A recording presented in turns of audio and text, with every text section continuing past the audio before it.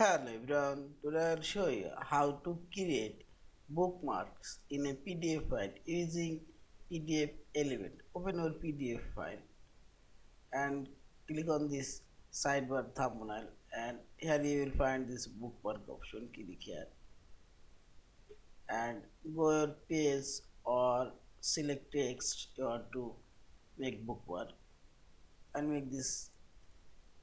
I'll select this text and I'll make this text book as bookmark, and here you will find this bookmark option. Click here, add bookmark.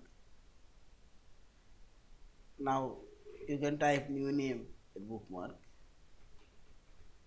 text and go in here and click on this bookmark and see this bookmark now created. And also I'll bookmark this page.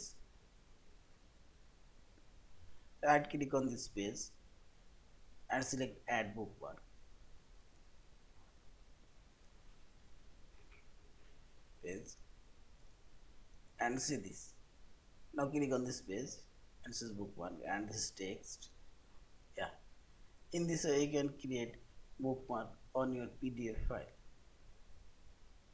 Thank you for watching. Subscribe, like, share and comments.